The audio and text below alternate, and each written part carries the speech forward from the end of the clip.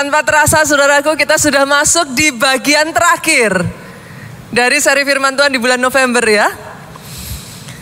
Saya pribadi, saya merasa ya saudaraku, time to love. Firman di bulan November ini, time to love. It's a reminder. Firman ini adalah pengingat.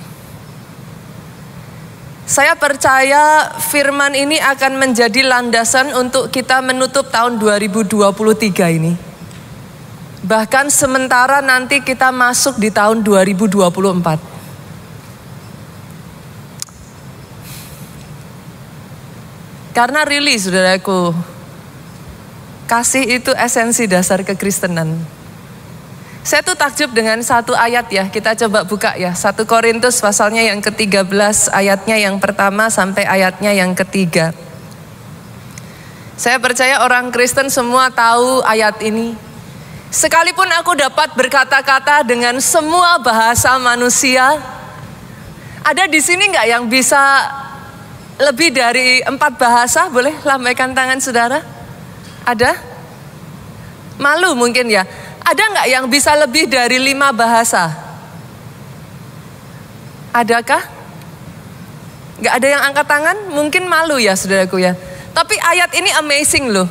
Sekalipun aku dapat berkata-kata dengan semua bahasa manusia, ada berapa bahasa yang ada di dunia ini? Tapi ayat ini ngomong, even though you can speak all languages, bahkan ditambah bonus bahasa malaikat. Tetapi jika aku tidak mempunyai kasih, aku sama dengan gong yang berkumandang dan canang yang bergemerincing. Artinya apa saudara? Gong berkumandang itu artinya dalamnya apa? Kosong saudara. Canang yang bergemerincing. Ini nanti kalau saya menjelaskan ini panjang saudaraku. Zaman dulu ketika ayat ini ditulis saudaraku. Ayat ini ditulis di Korintus yang adalah kota pelabuhan. Dan di sana saudaraku, orang-orang akan turun dari kapal. Mereka saudaraku akan mencari wanita penghibur. Dan zaman itu seorang wanita penghibur saudaraku, di kakinya itu akan diberikan kayak semacam rantai. Ketika dia berjalan akan berbunyi cring, cring, cring. Disitulah saudara tahu bahwa dia adalah seorang wanita penghibur. What does it mean? Di sebuah kota yang dinamakan sebagai the city of love. Tapi ayat ini berbicara saudara, kalau engkau tidak mempunyai kasih, engkau sama seperti rantai yang ditaruh di wanita itu yang sekalipun memberikan love, itu adalah love yang dibayar. Jadi dalam artinya saudaraku, turun yuk ayat kedua. Kita lihat dari media, boleh bantu? Sekalipun aku mempunyai karunia untuk bernubuat. Di tempat ini ya saudaraku, ada sebagian dari saudara yang saya tahu Tuhan berikan karunia demi karunia. Dan saya katakan kepada saudara, I'm proud of it.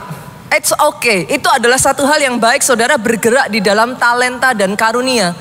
Dan aku mengetahui segala rahasia. Kira-kira loh saudara, kalau saudara datang kepada seorang hamba Tuhan yang tahu semua rahasia dalam hidup saudara, saudara akan amazed gak dengan orang ini? Amazed dong.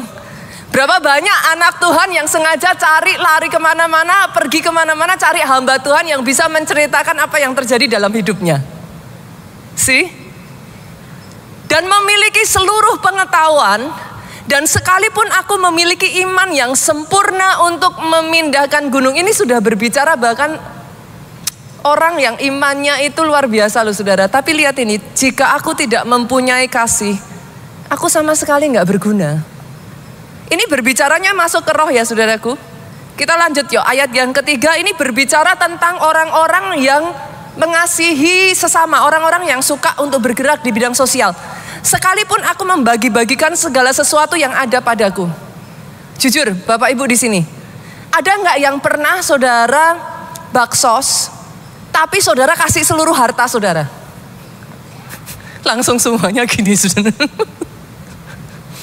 Bahkan orang-orang yang suka, orang-orang yang memang punya hati dan beban di sana, saudara. Saya tanya, ketika saudara dipakai Tuhan jadi berkat buat orang lain, ada nggak di sini yang seluruh harta saudara dikasih? Saya rasa semuanya udah langsung begini. Tapi even if you do that, bahkan menyerahkan tubuh untuk dibakar, Tapi jika aku tidak mempunyai kasih sedikit pun tidak ada faedahnya bagiku. What does it mean, saudaraku? Kekristenan start with love. Maafkan saya ya saudaraku, di Indonesia kekristenan boleh dianggap sebagai sebuah agama. Tapi itu dimulai dari ketika Yesus mati di atas kayu salib. Because of love. Artinya saudara di tempat ini ya, maafkan saya sekali lagi, kau boleh beribadah di sini, kau boleh melayani. Kau boleh datang pagi-pagi, semua yang ada di sini tadi kau boleh baca semuanya. You can do exceeding, lebih daripada apa yang saudara bisa secara manusia dianggap orang lain hebat. Without love. Alkitab ngomong kosong. Gak ada gunanya. Hari ini saya berdoa ya saudara, firman ini akan membawa saudara untuk menutup tahun 2023. Bahkan memulai tahun 2024 sebagai anak-anak Tuhan yang berbeda. Kenapa saudaraku? Doa saya ya, engkau tidak datang ke tempat ini karena harus. Engkau tidak melayani karena harus. It's not because of obligation. Engkau tidak menjadi suami istri karena harus. Sorry saudara. Berapa banyak pasangan suami istri mempertahankan pernikahannya karena anak. Tapi hari ini saya berdoa ya, ada kasih yang diperbaharui. Baik kasihmu kepada Tuhanmu, baik kasihmu kepada pasanganmu, baik kasihmu kepada anakmu, keluargamu, baik kasihmu kepada sesama. Doa saya, firman 1 bulan ini, time to love. Itu jadi landasan yang nantinya ya saudara menjalani hari-hari saudara ke depan. You become strong. Engkau kuat, engkau tidak goyah, keluargamu tidak goyah, cintamu sama Tuhan tidak goyah, pelayananmu tidak goyah. Dan hari ini saya akan memberi judul firman Tuhan cukup menarik buat saya saudara. Pejuang kasih. Pastor, apa sih itu? Kita buka ya, kita lihat. Matius pasalnya yang ke-24, ayatnya yang ke-7 sampai ayatnya yang ke-14. Berapa banyak di sini saudara kalau saudara baca ayat ini, saudara pakai handphone, boleh lambaikan handphone saudara? Oke ya, banyak yang pakai handphone. Masih adakah yang bawa Alkitab? Maybe ada ya, beberapa ya, masih. Ada yang bawa Alkitab, and I appreciate it. Sama walaupun saudara pakai handphone atau Alkitab sama aja. Boleh nggak dibuka saudaraku? Matius pasalnya yang ke-24 ayatnya yang ke-7. Oke? Kalau saudara buka ayat ini, boleh nggak saya minta saudara scroll ke atas sedikit? Apa judul perikopnya Bapak Ibu? Permulaan penderitaan. Oke. Jadi saudara sudah siap bahwa ayat yang akan kita baca ini maybe tidak akan selalu mengenakkan. Siap ya? Scroll ke bawah. Oke. Saudara akan menemukan lagi perikop berikutnya, siksaan yang berat dan Mesias palsu. Scroll lagi ke bawah. Apa? Perikopnya judulnya yang berikutnya? Kedatangan anak manusia. Maksudnya apa saudara? Ayat-ayat yang kita baca ini adalah ayat-ayat yang menunjukkan kepada kita seperti apa sih, muridnya tanya. Kalau nanti engkau datang kedua kalinya, tandanya itu bakalan seperti apa? Karena Yesus ngomong, waktu dan masanya gak ada yang tahu. Bahkan aku gak tahu, hanya Bapa yang tahu. Tapi Yesus ngasih tanda saudara. Saya akan lompat, saya akan bacakan dari ayat yang ke-7. Boleh kita bergantian Bapak Ibu? Saudara baca ayat 8, saya bacakan ayat ke-9, kita bergantian. Sebab bangsa akan bangkit melawan bangsa. Ini tanda-tandanya saudaraku. Kerajaan melawan kerajaan. Akan ada kelaparan dan gempa bumi di berbagai tempat. Ayat 8 dengan suara keras, 2, 3.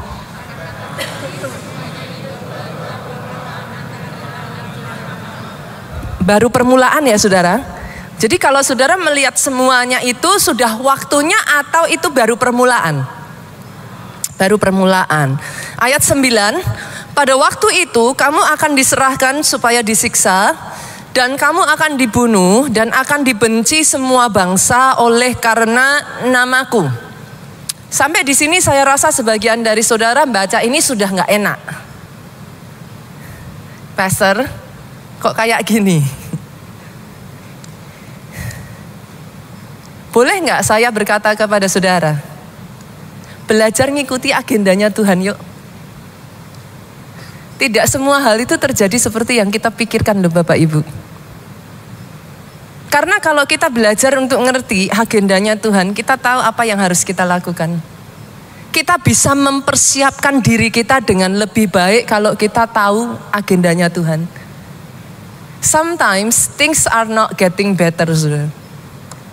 Tapi ketika saudara menghadapi itu, kita lanjutkan dulu ya. Ayat 10 ya, kita baca yuk dengan suara keras 2-3. Dan banyak orang mereka akan saling menyerahkan dan saling membenci. Banyak nabi palsu akan muncul dan menyesatkan banyak orang. Ketika saudara melihat semua tanda-tanda itu, saudara mengerti. Ayat 12, kita fokus di sini saudaraku. Dan karena makin bertambahnya kedurhakaan, maka kasih kebanyakan orang akan menjadi dingin. Wajar nggak ya kalau saya ngomong gini? Kalau dikatakan menjadi dingin, pernah panas dong? Masuk akal dong? Kalau dikatakan menjadi dingin berarti tadinya pernah menyala kan? Jadi muncul pertanyaan dong Bu. Kok tadinya menyala, kok tadinya panas bisa jadi dingin? Dan ayat ini sendiri sebenarnya sudah menjawab pertanyaan saudara. Karena makin bertambahnya kedurhakaan. Jujur ya saudaraku, melalui masa pandemi kemarin ya, berapa banyak orang yang saya jumpai saudaraku mengalami masalah demi masalah demi masalah demi masalah. Berapa banyak yang seolah-olah doanya nggak dijawab, unanswered prayer. Berapa banyak yang akhirnya jujur saudaraku jadi kecewa. Pastor kayaknya ke gereja sama gak ke gereja gak ada bedanya. Berapa banyak yang akhirnya imannya goyah. Dan berapa banyak yang kasihnya jadi dingin. Cek deh saudara.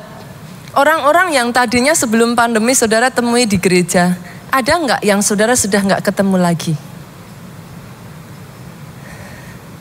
Kasihnya jadi dingin. Dan ayat ini ngomong makin bertambahnya kedurhakaan. Dalam bahasa Inggrisnya itu iniquity.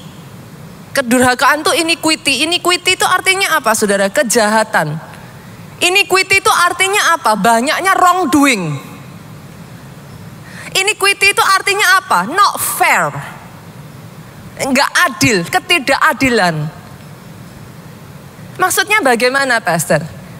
Berapa banyak di sekeliling saudara, saudara itu melihat orang-orang yang saudara kenal ngelakuin hal-hal yang gak baik. Orang-orang yang hidupnya gak bener. Orang-orang yang bahkan saudara ngomong ini orang jahat loh Pastor. Tapi saudara melihat nothing be done. It seems okay. Berapa banyak yang akhirnya saudara berkata, Pastor apa bedanya sih? Kita jadi orang Kristen sama nggak jadi orang Kristen? Kok rasanya mereka juga baik-baik saja? Nothing happen. Mungkin sebagian dari saudara berharap gitu kan. Kalau seseorang ngelakuin sesuatu yang salah petir menyambar dari atas suder gitu. Lalu saudara berkata, oh yes bener ini. Saya harus hati-hati ini. Kan seringkali manusia begitu saudaraku. But apparently nothing happen. Bahkan Asaf itu ngomong hidup mereka baik-baik saja. Mereka menggemukkan perut mereka. Sedangkan kami di sini keadaan kami justru tidak baik-baik saja. Karena makin bertambahnya kedurhakaan, kau melihat di kiri dan kananmu, And akhirnya saudara jadi permiscue. Saudara jadi berkata, kayaknya nggak apa-apa tuh pastor. It's okay. Kayaknya boleh tuh pastor. Akhirnya kasih menjadi dingin. Saya bersyukur ya saudaraku, ayat ini nggak berhenti sampai di sini ya. Ayat 13 saudara, kita lanjutkan yuk. Tetapi orang yang bertahan sampai pada kesudahannya akan selamat. Ayat 14 yuk, media agak cepat geraknya, MP. Ayat ke-14 sama-sama dengan suara keras, jemaat boleh baca, 2, 3.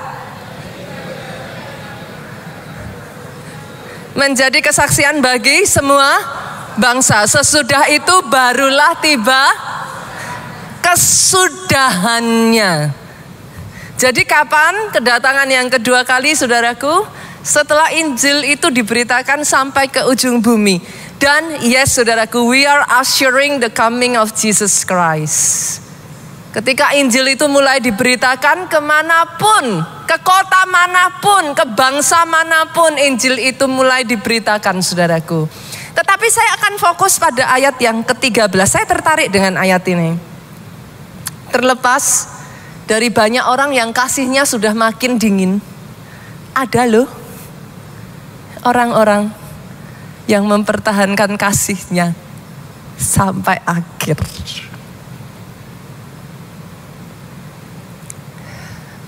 Di kota Solo saya berjumpa seorang ibu saudaraku.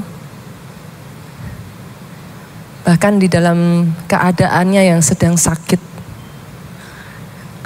Sakit yang sampai begitu, jujur saya melihat aja hati saya hancur saudara.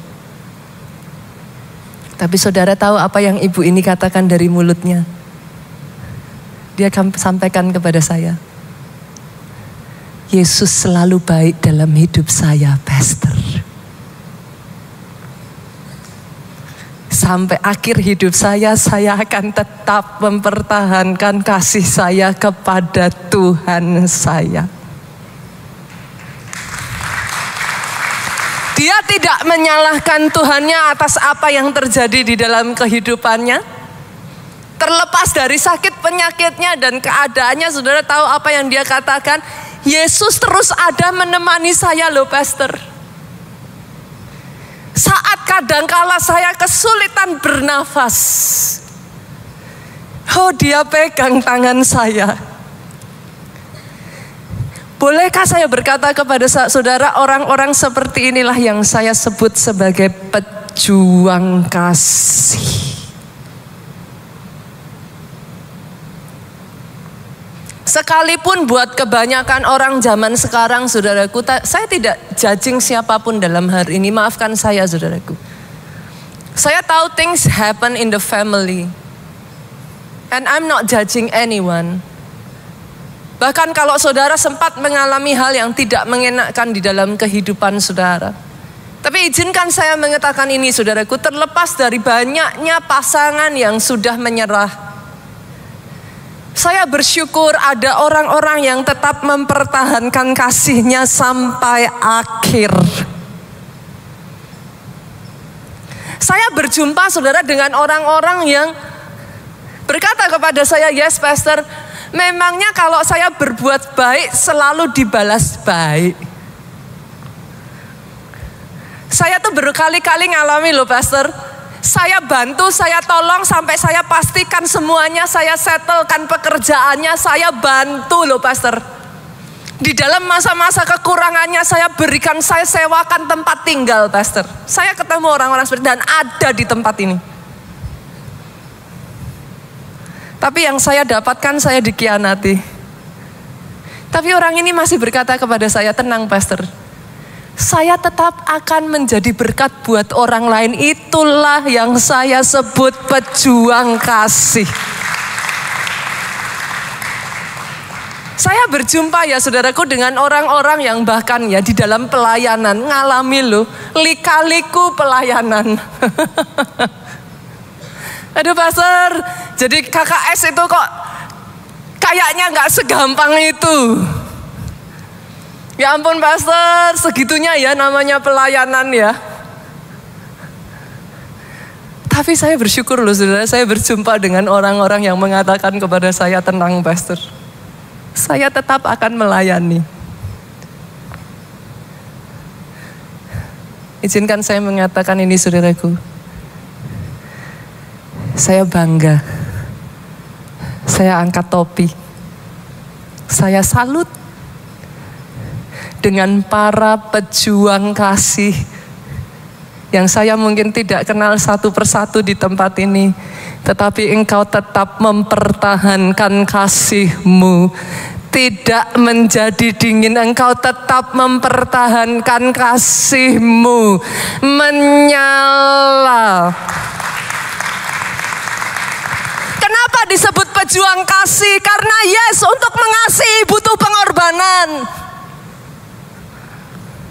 Kenapa pastor disebut pejuang kasih? Karena harus ada perjuangan. Dan hari ini saudaraku, saya akan mengajak saudara untuk melihat kisah dan belajar dari dua orang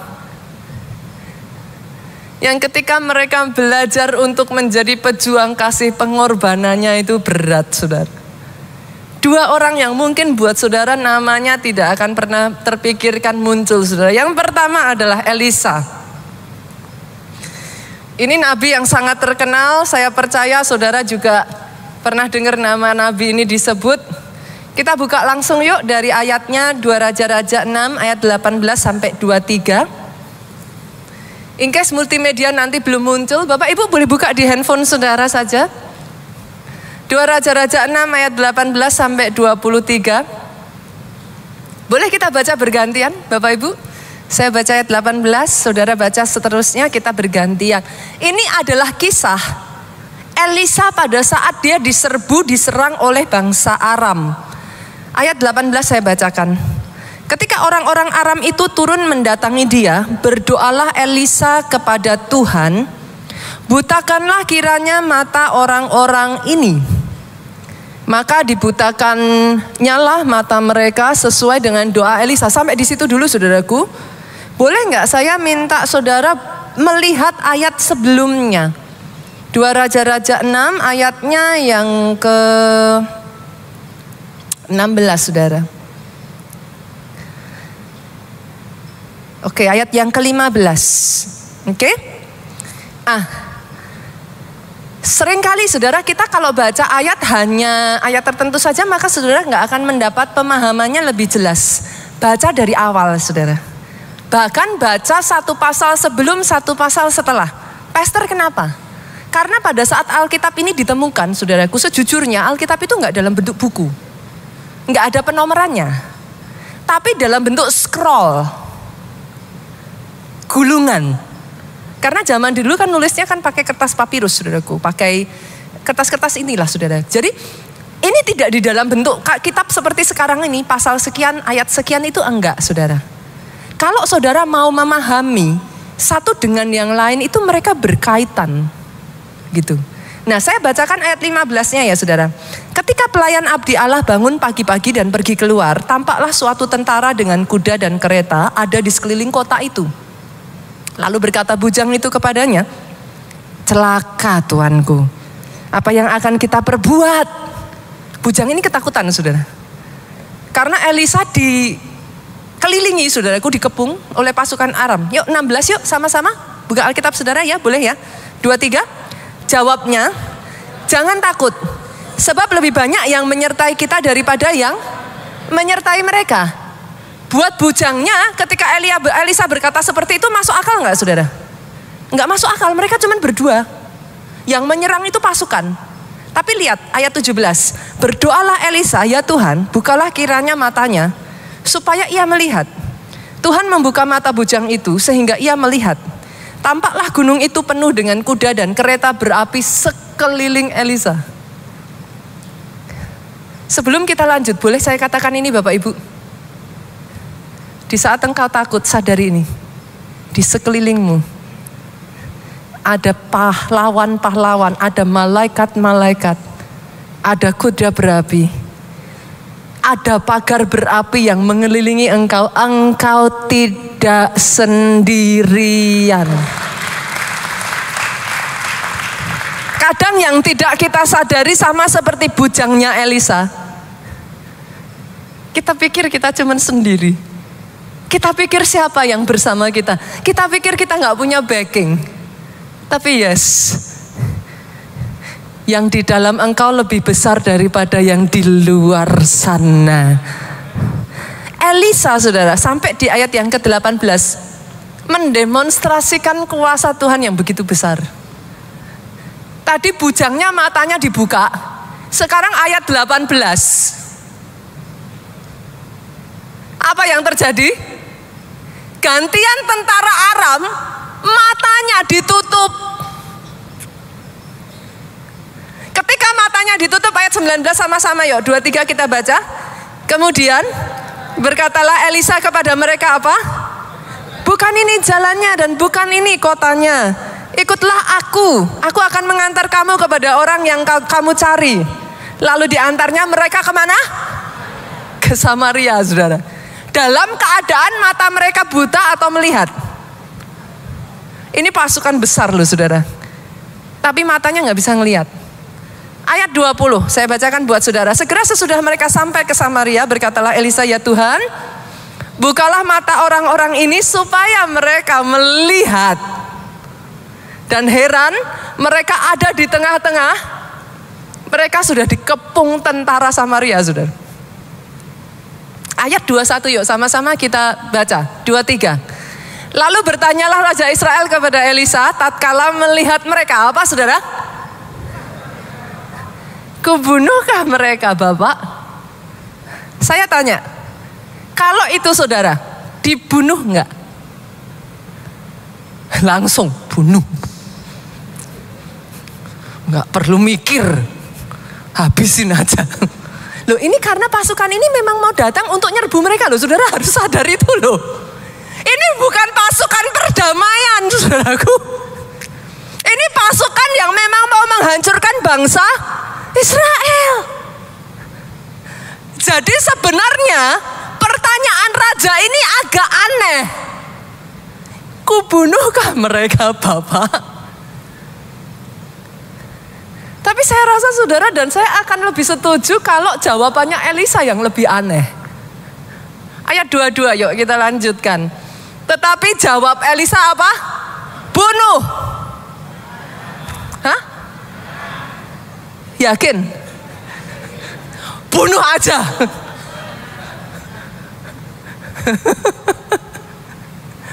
Kadang ya saudara, setuju gak sih saudara dengan saya? Jalan Tuhan bukan jalanmu. Rancangan dalam bahasa Inggrisnya pikiran Tuhan, thought, his thought. Pikiran Tuhan bukan pikiranmu. Jelas-jelas tuh ya, dibunuh aja udah beres urusannya. Elisa ngomong, jangan. Biasakah kau bunuh yang kau tawan dengan pedangmu dan dengan panahmu? Disuruh apa? Dipenjara aja. Hah? Coba dilihat. Penjarakan aja. Jadikan budak. Hah? Nggak berlebihan. Ini orang yang mau nyerang loh. Ini orang yang mau bunuh saudara loh. Ini orang yang mau ngancurin keluargamu loh. Saya saudara sepakat dengan saya nggak? Baca ayat ini rasanya pengen marah gitu saudara. Rasanya nggak terima. Elisa itu ngomong saudara, jangan hidangkan makanan dan minuman di depan mereka supaya mereka makan dan minum. Habis itu mereka gemuk, kita sembelih. Kayaknya kan cukup menyenangkan ya saudara. Evil thought gitu saudara.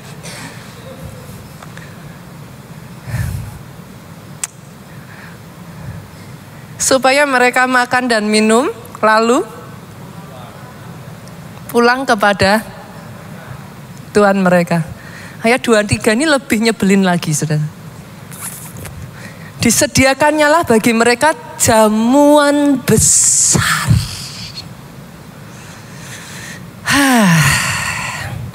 Maka makan dan minumlah mereka. Sesudah itu diracuni aja. Dibiarkannya lah mereka pulang kepada Tuhan mereka. Setuju gak sih dengan saya, saudara? Jalan Tuhan bukan jalanmu. Untuk Elisa melakukan ini ya, saudara. Berapa banyak dari saudara yang pernah ngalami yang dilakukan Elisa?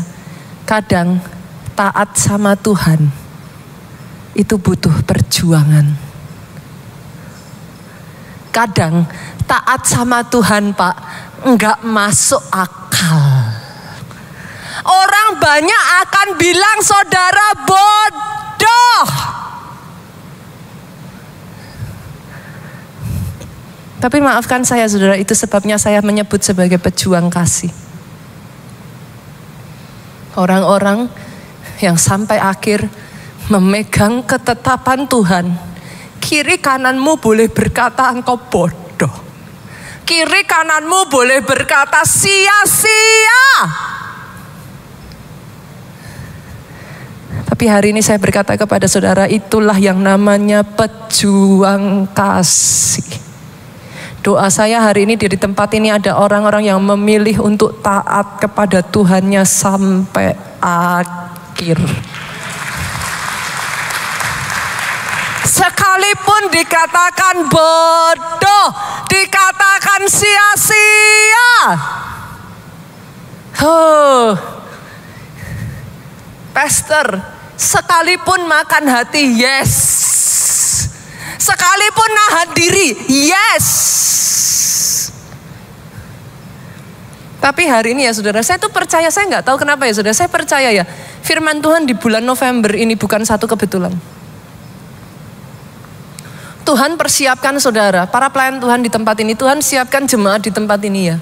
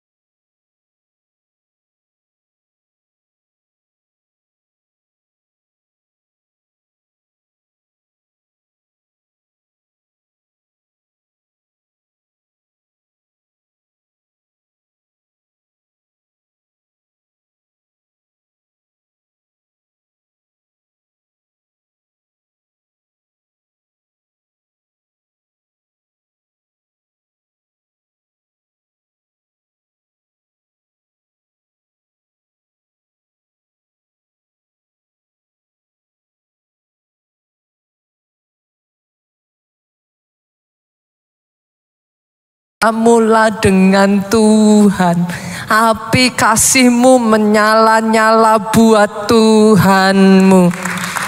Kalau mau tepuk tangannya yang paling meriah buat Yesus Tuhan kita. Pick, come on. Tepuk tangannya bisa lebih dahsyat lagi buat Yesus Tuhan kita. Dibangkitkan dari tempat ini pejuang-pejuang kasih. Tapi lihat saudaraku, Tuhan gak pernah salah kok. Ayat 23 bagian B. Sejak itu tidak ada lagi gerombolan-gerombolan Aram memasuki negeri Israel. Kalau dibalik ayat 23-nya B ini dinaikkan, saudara mau gak ngelakuin? Sebagian dari saudara tetap gak mau, pastor. Enak aja. Jujur mengampuni itu jadi berat. Kenapa saudara? Karena saudara merasa kalau saudara mengampuni, saudara rugi.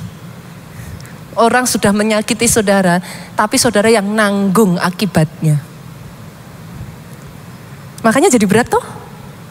Coba kalau saudara tahu mengampuni, saudara dapat berkat besar. sekalipun berat, dilakuin nggak? Tapi seringnya berkatnya datang belakangan tuh saudara.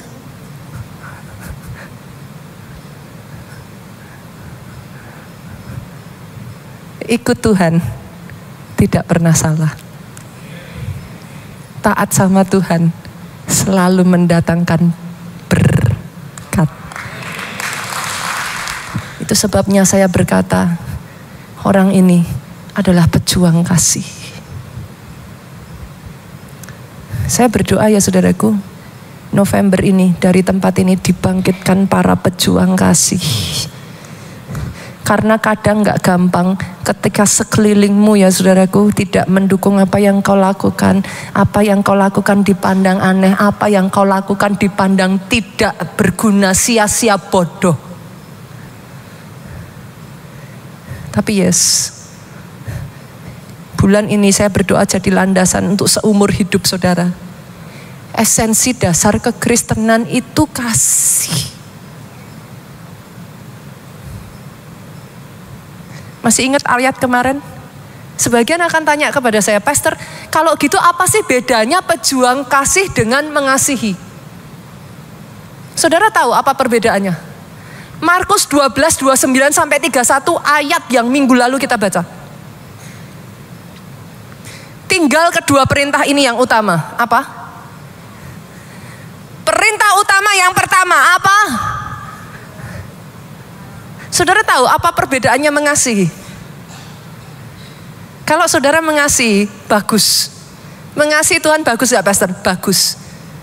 Tapi seorang pejuang kasih akan menambahkan di belakangnya dengan segenap hatimu. Seorang pejuang kasih akan menambahkan di belakangnya dengan segenap jiwamu. Jiwa itu apa saudara? Pikiran, perasaan, kehendak. Boleh gak saya tanya, Pastor, kalau mau ke gereja tapi gak mood, sejak dari hari ini katakan pada diri kita sendiri, dengan segenap jiwamu. Hatinya gak mood, mau pelayanan, tapi lagi jengkel. Yang ibu-ibu mau pelayanan hari ini sel besar-besaran.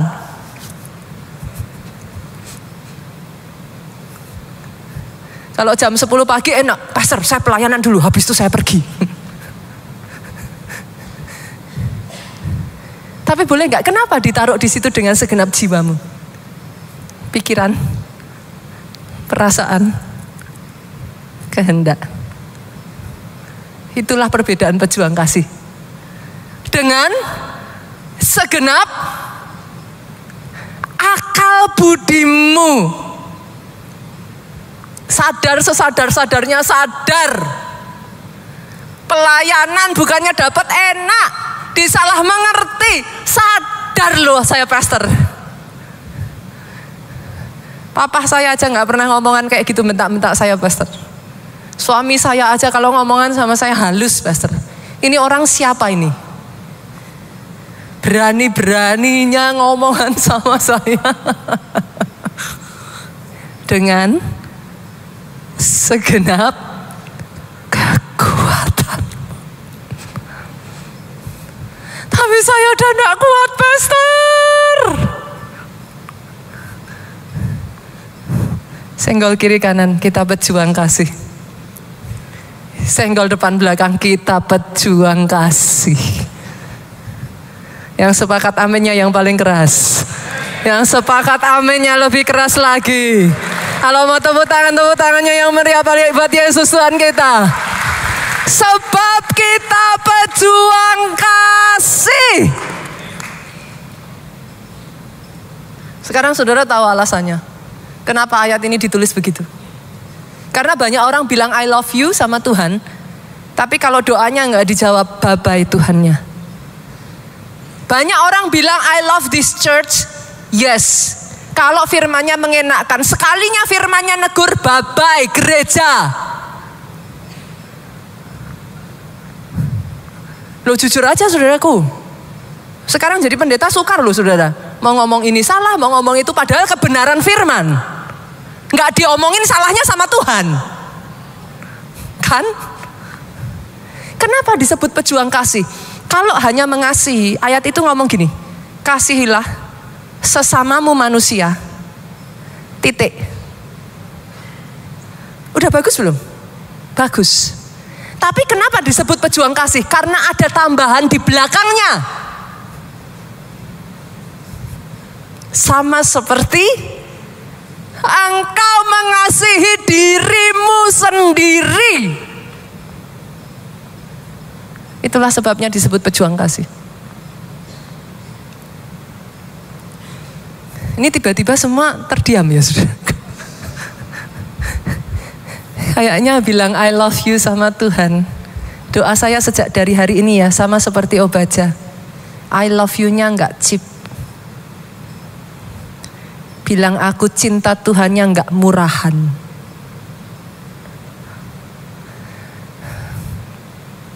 Ketika Yesus mati di atas kayu salib, dia bilang I love you.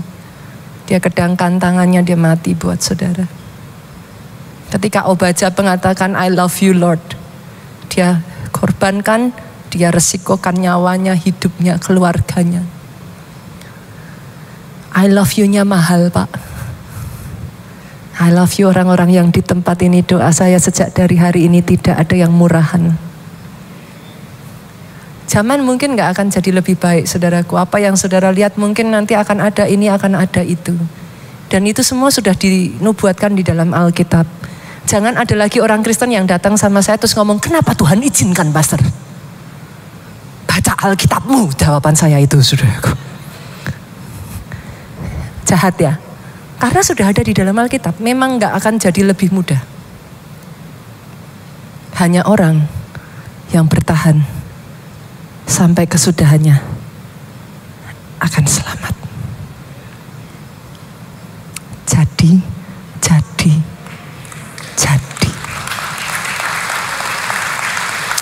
Pastor, saya akan tutup dengan ini. Terus apa yang harus saya lakukan sebagai pejuang kasih? Yang pertama, saudaraku, saya akan bagikan 4 poin. Yang pertama, banjiri dengan doa yuk. Banjiri keluargamu dengan doa. Banjiri gerejamu dengan doa. Boleh nggak saya tarik lagi yuk, saya tantang lagi yuk. Bangkit di dalam doa, Bapak Ibu. Pondok Daud bangun kembali. Kenapa? Supaya cintanya menyala-nyala lagi. Banjiri dengan doa, kenapa? Atmosfer di tempat ini, saya minta pada setiap para pemain musik, worship leader, singer, tim KAW di tempat ini. Bangun lagi atmosfer pujian penyembahan. Banjiri dengan doa bangsa kita ini. Sepakat? Dari mana? Daripada saudara ngeributin pilih 1, 2 atau 3, terserahlah saudara mau pilih yang mana.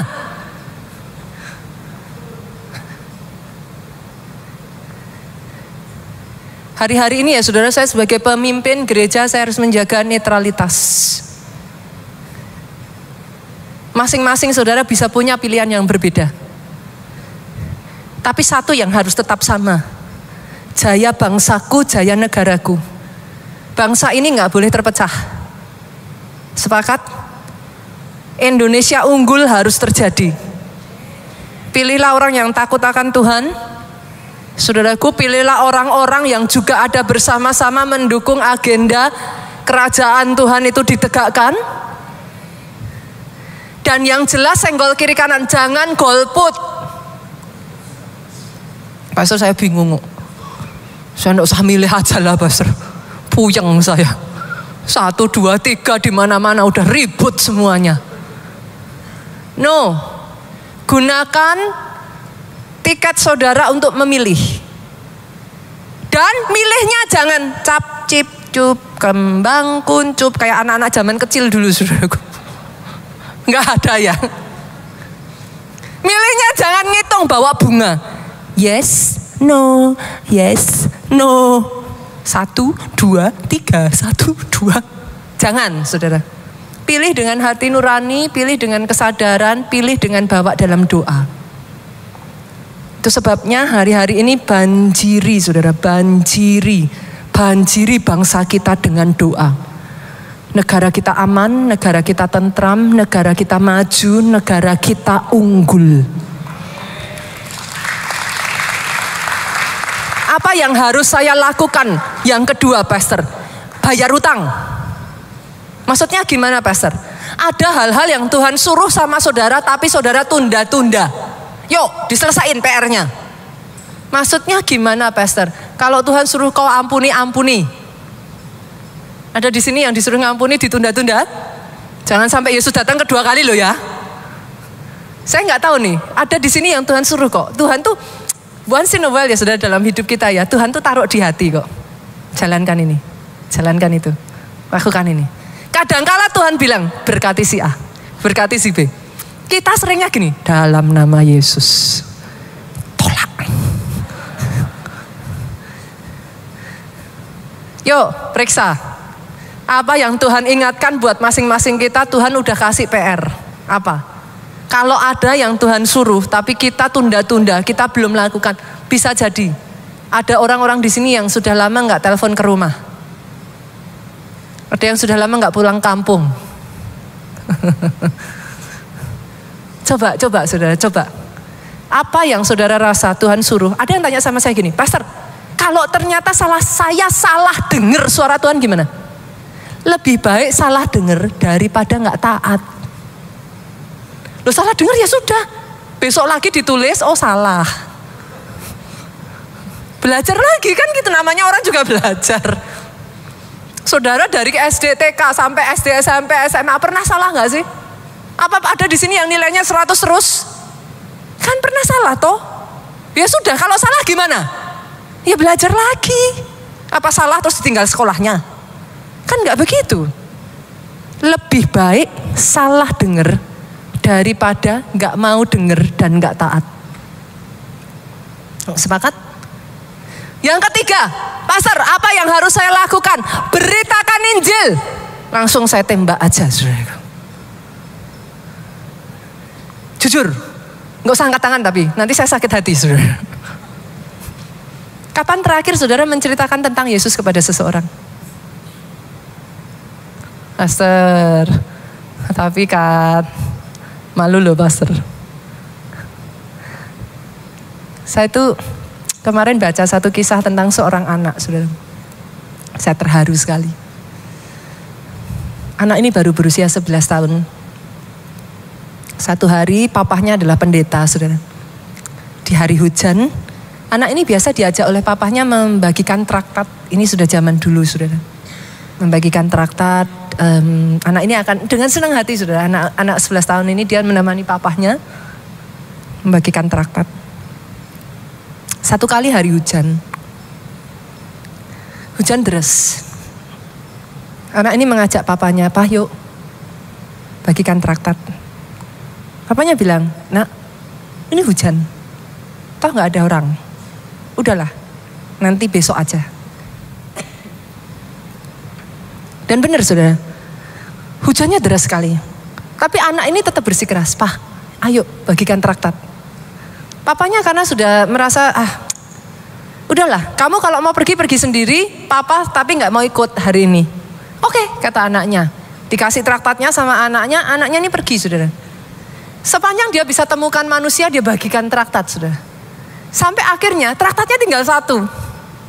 Dia cari kemana-mana nggak lihat orang, saudaraku. Dia bingung. Aduh Tuhan, temuin aku pada satu orang. Dia doa, saudara. Tuhan, kasih satu orang, tinggal satu traktatnya. Aku gak mau pulang bawa satu lembar ini. Dan ketika anak itu berpapasan, tiba-tiba Tuhan berbicara. Ketuk pintu rumah itu. Hah? Saya gak kenal. Ketuk pintu rumah itu. Anak itu berlari, saudara, di tengah hujan lebat. Dia ketuk pintu rumah itu. Duk, duk, duk, duk, duk, duk, duk, duk. Bukain, tolong. Duk, duk, duk, duk, duk, duk. Bukain. Lama gak terdengar suara, saudara. Tapi anak ini gak menyerah. Duk, duk, duk, duk, duk, duk, duk, bukain. Lebih keras dia berteriak, saudara. Sampai setelah sekian lamanya, turunlah seorang wanita, saudaraku, dan membuka pintu dan bertanya dengan suara yang, nada yang sudah lemes, saudaraku. Dia ngomong, Ya nak, kenapa? Anak ini happy sekali saudaraku. Ada satu manusia terakhir gitu. Dia berkata, ibu, dengan mata berbinar-binar karena itu terakhir, traktat terakhirnya saudara. Ibu, saya cuman pengen ngomong, Yesus sangat mengasihi ibu. Ibu adalah orang terakhir yang menerima traktat saya. Ibu, ayo datang ke gereja hari Minggu besok. Ibu ikut. Tuhan mengasihi ibu, Tuhan berkati. Ibu ini tutup pintunya, anak ini pulang saudaraku.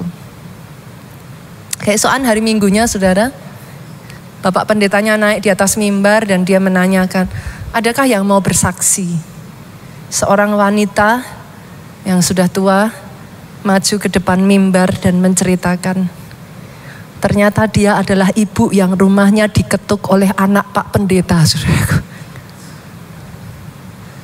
Pada saat anak itu mengetuk pintu rumah ibu ini sudah ada di kamar atasnya dengan tali yang tergantung.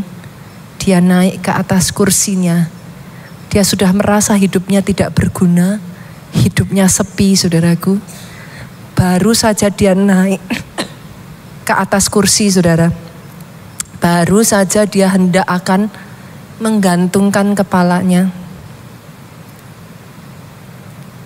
Dia dengar suara ketukan keras di bawah. Dia pegang tali itu. Dia berpikir, sebentar juga akan hilang. Dia tunggu saudara. Tapi ketukannya makin keras. Dia berpikir, sebentar juga akan hilang. Tapi ternyata saudaraku, ketukannya makin keras. Dia taruh tali itu. Dia turun ke bawah. Hanya untuk mendapati seorang malaikat kecil dengan mata berbinar-binar mengatakan kepada ibu ini, Jesus love you. Ibu itu berdiri di atas mimbar dan bersaksi, saya ada hari ini karena ada seorang malaikat kecil yang diutus Tuhan untuk saya. Malaikat itu bisa jadi adalah saudara.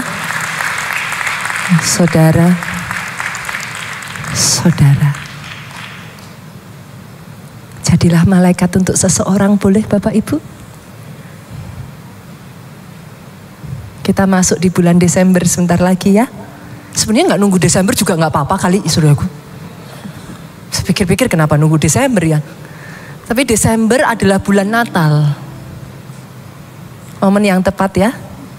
Bagikan tentang Yesus kepada seseorang. Dan yang terakhir, senggol kiri kanan, ayo melayani.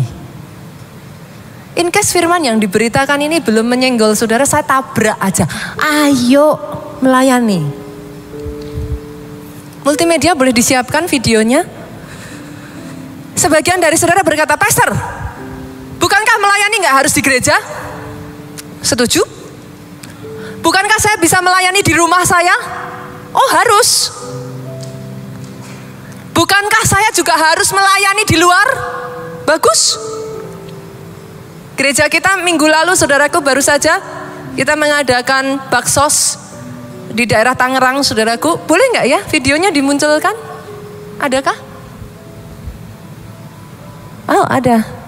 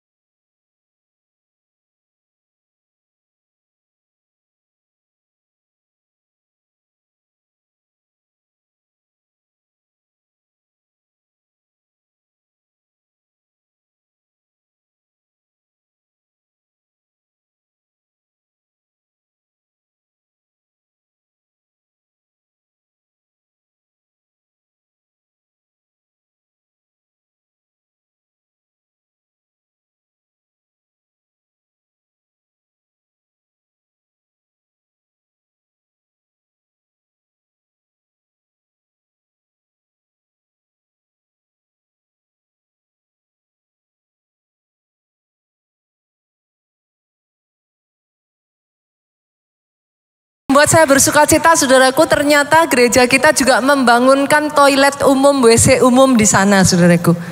Jadi ketika saya kemarin mengunjungi, saya ditunjukkan WC umum yang sudah cantik, bersih, bagus.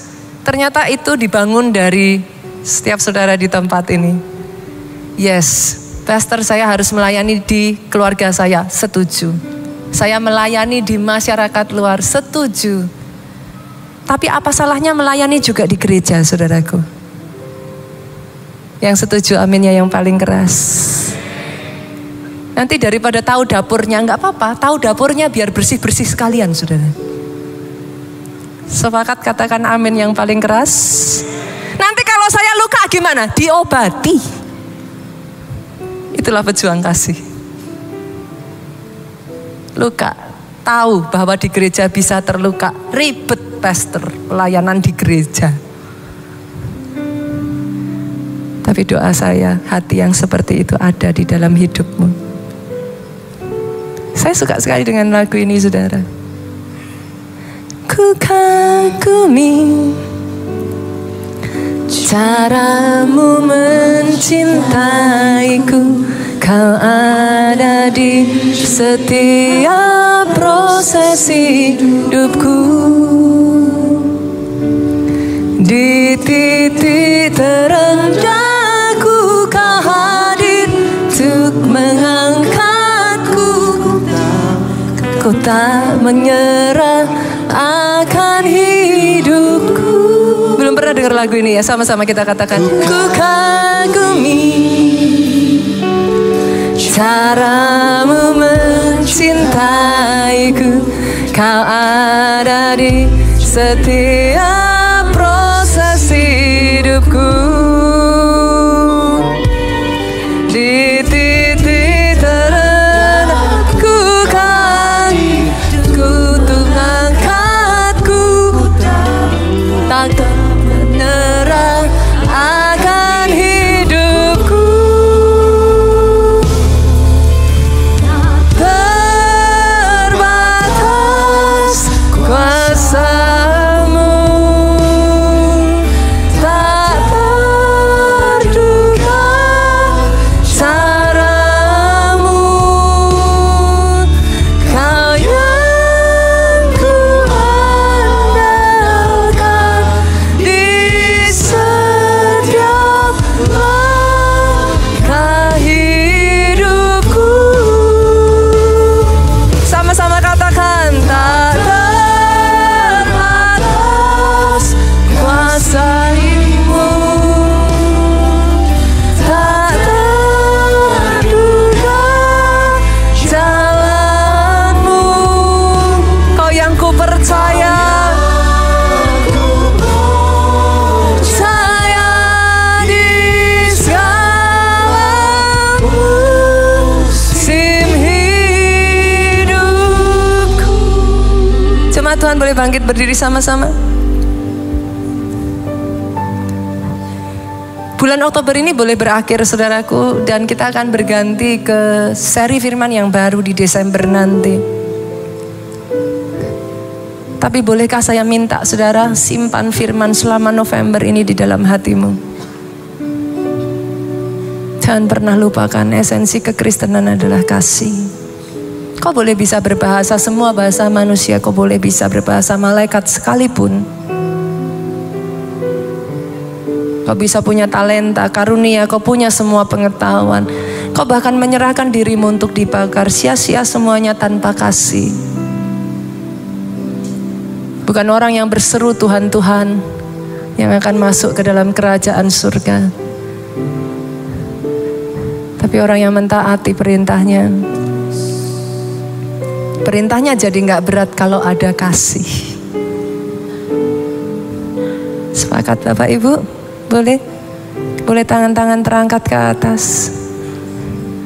Katakan, tak terbatas kuasa-Mu, tak terduga cara-Mu, Kau yang ku andalkan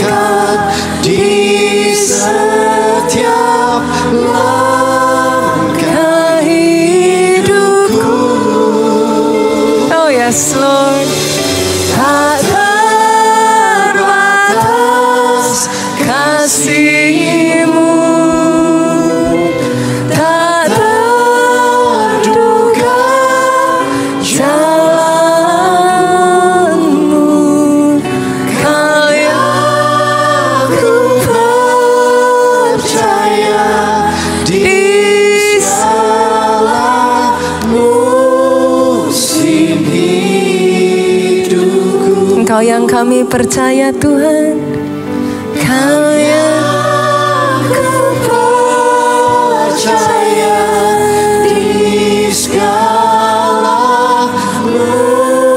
musim hidupku.